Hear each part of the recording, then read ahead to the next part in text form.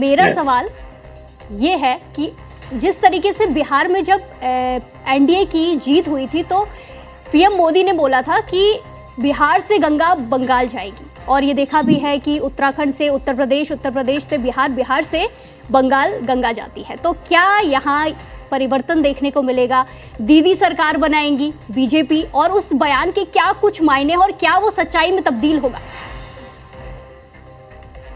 देखिए, अब तो जो रुझान जो हैं उसमें ये मान के चलना ही चाहिए कि धीरे धीरे अब ये चीजें कंसोलिडेट भी होंगे। यही होता है कि 12 बजे के बाद कोई भी इलेक्शन का रिजल्ट जो है वो कंसोलिडेशन की ओर बढ़ता है, थोड़ा बहुत आगे पीछे कहीं पर जाकर के रुकती है। तो ये फिलहाल मान लेना चाहिए हम लोगों को इस रुझान के आधार पर कि वहां पर ममता दीदी की जो सरकार थी 15 साल की, उसको जनता ने नकार दिया। और क्यों नकारा, ये बात हो रही थी कि नकारा क्यों।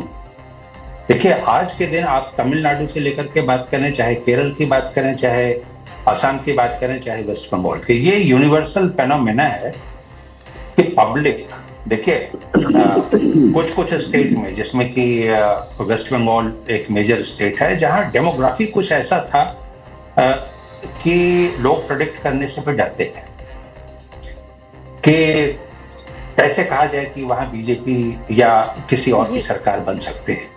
लेकिन फाइनली डेवलपमेंट जो है वही मैटर करता है वो। और आप देखिएगा, ये जो बार बार बात होती है ना कि भाई मुस्लिम जो है वो सिर्फ ममता के साथ 100% खड़े थे खड़े, बहुत बड़ी संख्या में खड़े थे, लेकिन आपको कई एरिया में दिखेगा, मुस्लिम डोमिनेशन वाले एरिया में भी, जहां पर कि बीजेपी के कैंडिडेट जीत रहे होंगे, वहां पर जाहिर तौर पर मैनेजमेंट भी काम करता है, चुनावी प्रबंधन भी बहुत मामले में काम करता है। और चुनावी प्रबंधन कौन करता है? पार्टी के लीडर्स करता है। तो आपके पास वैसे भी पार्टी लीडर होनी चाहिए। लेकिन ये जो डेवलपमेंट की जो चाह थी बिहार में, मैं वहीं पर आ रहा हूं जो आपने बात शुरू की थी कि गंगा वहां से अब वेस्ट बंगाल में जाती है। वो देखिए, जब मैं वहां गया था, आप दोनों तो जो हम आपके जो एक्सपर्ट हैं बीजेपी से और तृणमूल से, वो वहीं के हैं, वेस्ट बंगाल के हैं। लेकिन जब मैं भी गया था तो यूथ तो इतना ज्यादा वोकल था इस बार, पिछली बार से ही, बल्कि 2029 से जो एक चर्निंग शुरू होती है ना कि बदलाव की शुरुआत जी, वो लॉ तो पिछले 2021 में ही जल चुकी थी।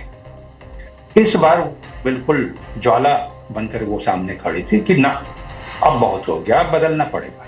और इसीलिए मुझे एक आदमी ऐसा न मिला जो तृणमूल के वोटर थे, मतलब रुपेश जी से मैं नहीं मिला, हो सकता है मैं मिलता तो ये भी बोलते कि हाँ थोड़ा विकास की जरूरत तो है रुपेश जी।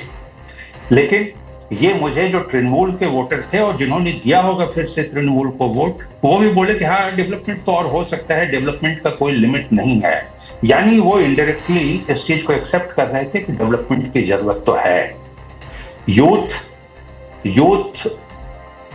वो 1500 के उस पर नहीं चल सकता, डोल पर नहीं चल सकता है यूथ। महिलाओं को लेकर के तो एक आजकल पॉलिटिक्स में थोड़ी धारा बही है कि आप महिलाओं को के पॉकेट में कुछ पैसे डालिए तो वो आपके साथ वोट देने के लिए खड़ी होती हैं, लेकिन उनमें भी विकास की चाहत होती है। यूथ बिल्कुल अलग सेक्शन है, और वो यूथ, जब मैं बात करता हूं तो वो मेल नहीं होगा, सिर्फ यूथ मेल फीमेल दोनों है, जिसका एक एस्पिरेशन होता है कि हमें आगे बढ़ना है। वैसे मैं बिहार का रहने वाला हूं, अभी दिल्ली में रहता हूं, और मैं हमेशा कलकत्ता जाया करता था, बचपन से जाता रहा हूं। और मैं देख रहा था, अभी भी मैं फिर से गया, हर इलेक्शन में जाता हूं, तो बंगाल लगभग वैसे ही है, एक जगह ठहरा हुआ बंगाल, और उसी में खुश क्यों था ये अब समझ में आएगा उनको, बल्कि जब बदलाव आएगी तब वो चीजें खत्म